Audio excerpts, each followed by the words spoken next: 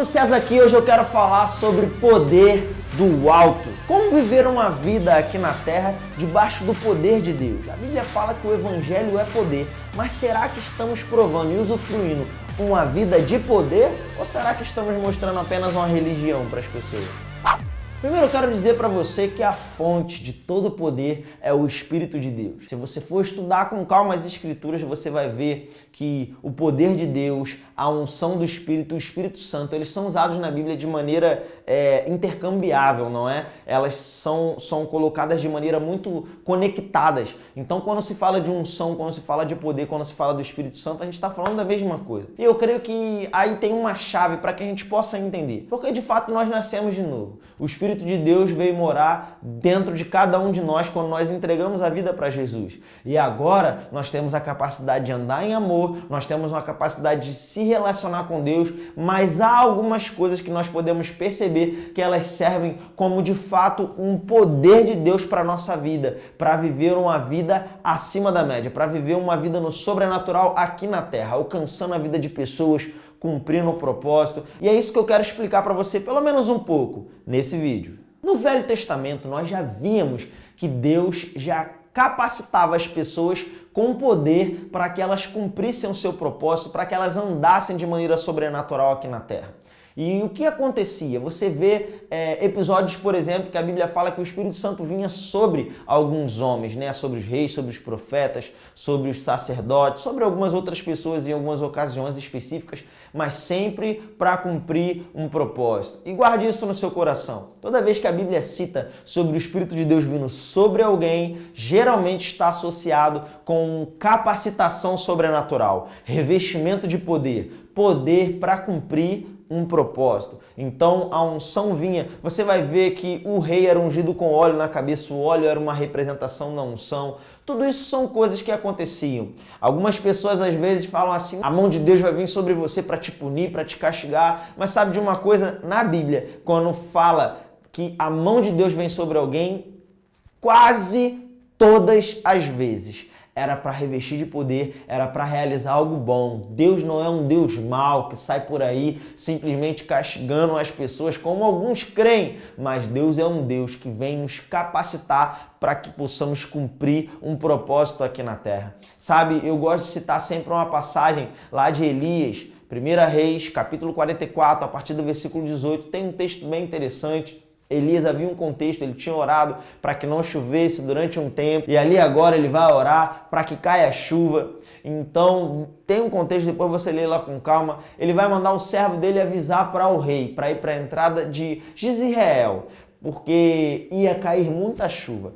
E naquele momento a Bíblia diz que a mão do Senhor veio sobre Elias e ele correu adiante de Acabe. Agora é interessante que o rei Acabe, dentro daquele contexto, ele estava no seu carro ou no seu cavalo. E sabe, um cavalo chega a uma velocidade incrível. Muitos falam aí cerca de 90 km por hora. Agora, Elias correu adiante de Acabe. E se você não conhece a história ou o contexto da época, você talvez possa não entender muito bem. Mas se você for procurar um comentarista bíblico ou algo do tipo, você vai perceber, ele vai citar que a distância ali era aproximadamente 30 quilômetros. 30 quilômetros, vai aí, entra no Maps e você vai ver a distância que dá da sua casa até determinado lugar. 30 quilômetros é muita coisa. E Elias correu adiante de Acabe. Por quê? Houve uma unção sobre Elias. Você vê na velha aliança, veio a mão do Senhor sobre fulano e teve uma visão. Veio a mão do Senhor sobre cicrano e aconteceu isso. O Espírito de Deus, quando vem sobre alguém, é para revestir de poder, para capacitar de maneira sobrenatural.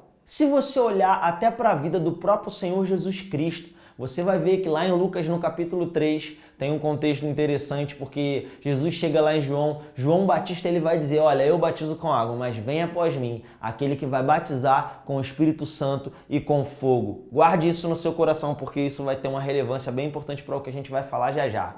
Vem após mim aquele que vai batizar com o Espírito Santo e com fogo. Esse mesmo Jesus, ele vai ser batizado nas águas, e aí a Bíblia vai dizer que desceu sobre ele o Espírito Santo em forma corpórea como pomba. Agora olha que interessante, A Bíblia diz nos 4 evangelhos que esse é o momento em que Jesus vai começar o seu ministério público. Então acontece algo. Eu não estou querendo dizer aqui o que Jesus podia ou não podia fazer, eu não quero entrar nesse contexto. Mas eu quero dizer que o próprio Senhor Jesus disse para João Batista. Porque João falou, eu vou te batizar, você que tinha que batizar a mim, eu não sou digno de batizar você. Jesus fala, ei, a justiça tem que ser cumprida. Então Jesus se submete a algo que precisava acontecer para que seja feita conforme a vontade de Deus era. Então Jesus vai ser batizado, naquele momento o Espírito vem sobre ele. E a partir daquele momento, em Lucas capítulo 4, versículo 1, vai dizer, Jesus, cheio do Espírito, foi conduzido ao deserto. No versículo 14, vai falar também a respeito de Jesus, no poder do Espírito, regressou para Galiléia. E ainda, a partir ali do versículo 17, 18, quando Jesus pega ali o rolo do livro do profeta Isaías, no versículo 18 ele vai dizer, ele vai ler a passagem que diz, o Espírito do Senhor está sobre mim, pelo que me ungiu para. E ele vai dizer, para cumprir o propósito, pregar, anunciar o evangelho, para libertar os cativos. E eu acho isso tudo muito lindo porque isso nos mostra algo interessante. Jesus, ele não realizou milagres antes de começar o seu ministério. Sabe aquele filme que fala lá de Jesus curando um passarinho, aquela coisa quando era na infância? Gente, isso aí não tem nada disso na Bíblia. O que nós temos é, ele começou o seu ministério, ele começou a se manifestar com os milagres a partir do momento que ele é batizado. O próprio livro de João, capítulo 2,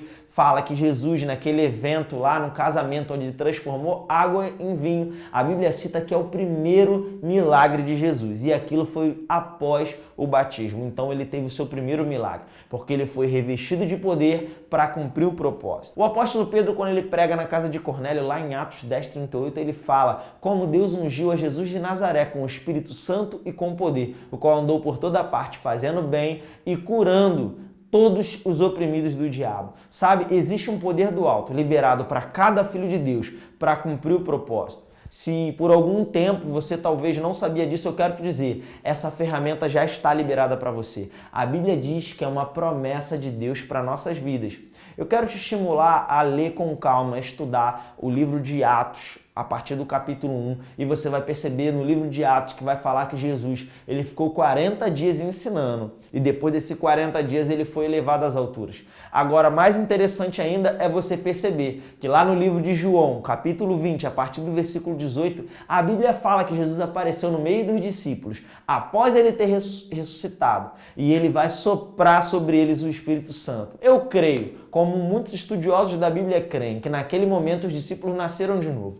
Mas não acabou aí. Lá em Atos, no capítulo 1, Jesus ficou ensinando 40 dias e ele vai dizer, olha, fiquem aqui em Jerusalém até que vocês recebam a promessa. Que promessa é essa? Ele vai dizer, porque João, na verdade, batizou com água, mas vocês vão ser batizados não muito depois desses dias. Então havia uma promessa para cair e para ser cumprida. Por mais que os discípulos já tinham nascido de novo. Não só isso, Jesus vai dizer para eles no versículo 8, vocês vão receber poder quando descer sobre vocês o Espírito Santo. Lá em Lucas 24:49 também fala sobre isso. Fala, permanecei em Jerusalém até que do alto sejais revestidos de poder. E Jesus vai dizer em Atos 1:8, então vocês vão ser minhas testemunhas em Jerusalém, Samaria, na Judéia, até os confins da terra. Então esse poder que vem do alto, vem para que nós possamos ser uma testemunha de Jesus, para que nós possamos provar que Jesus está vivo. Porque uma testemunha, ela faz isso, ela traz uma evidência. E uma vez que você recebe essa promessa do batismo com o Espírito Santo,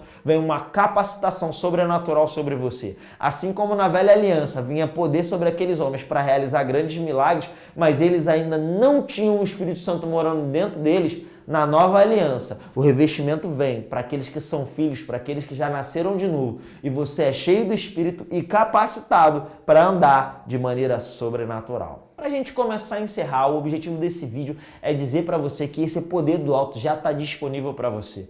Algumas pessoas acham que o batismo com o Espírito Santo é algo só para alguns muito especiais. Não. É uma promessa, como a Bíblia diz lá em Atos no capítulo 1. E não só isso. Lá em Atos, no capítulo 2, nós vemos o Pentecostes acontecendo. Atos, capítulo 2, versículo 1 ao 4, diz assim, ao cumprir-se o dia de Pentecostes, estavam todos reunidos no mesmo lugar. De repente veio do céu um som, como de um vento impetuoso, e encheu toda a casa onde estavam assentados. E apareceram distribuídas entre eles línguas como de fogo, e pousou uma sobre cada um deles. Todos ficaram cheios do Espírito Santo e passaram a falar em outras línguas, segundo o Espírito lhes concedia que falassem. Aí você pode analisar, mas isso não é para todos, isso é algo que é apenas para algumas pessoas.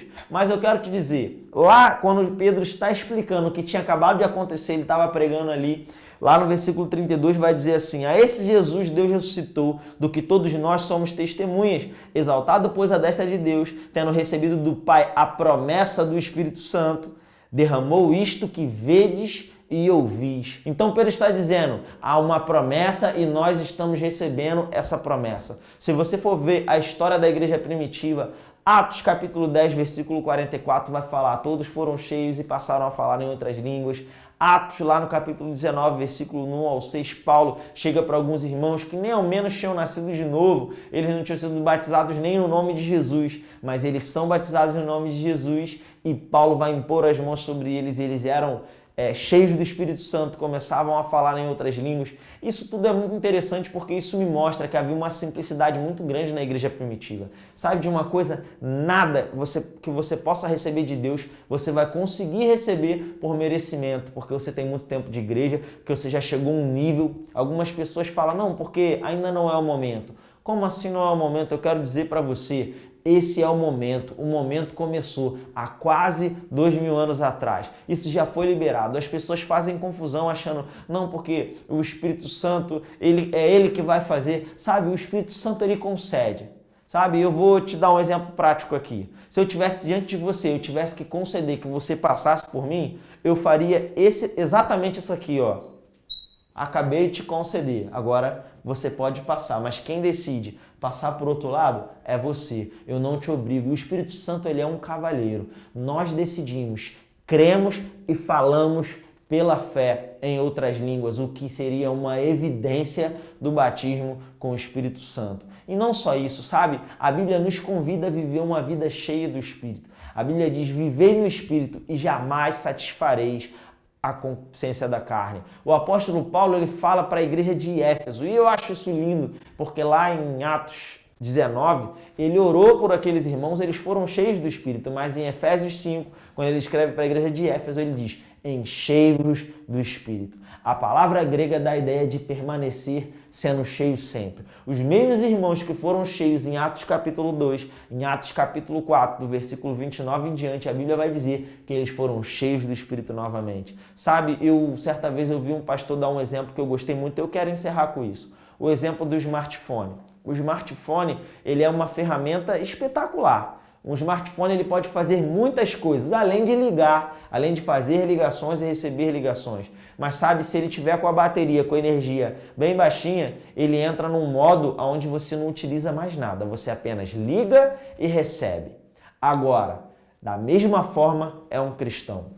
O smartphone, preste atenção nisso, você liga na tomada, ele começa a carregar. Tirou da tomada, ele começa a descarregar. Assim somos nós. Existem ferramentas na palavra onde você pode se encher do Espírito e permanecer cheio do Espírito. E quando você faz isso, você pode fazer coisas sobrenaturais, coisas espetaculares para o reino de Deus. Porém, se você não fizer isso, assim como o smartphone, que só liga e só recebe, você pode se tornar uma pessoa comum, que vai tentar falar de religião para as pessoas. Então prove disso. Eu quero te dizer, isso é uma promessa de Deus para você. O revestimento com poder, o batismo com o Espírito Santo. Receba pela fé, avance e viva uma vida cheia do Espírito. E você vai provar desse poder que vem do alto e te capacita a ser uma testemunha de Jesus. Alguém que vai andar no sobrenatural. Amém? Então guarde essas coisas no seu coração e se prepare para mover céus e terra em favor do reino de Deus. Ande na prática dessa palavra e seja abençoado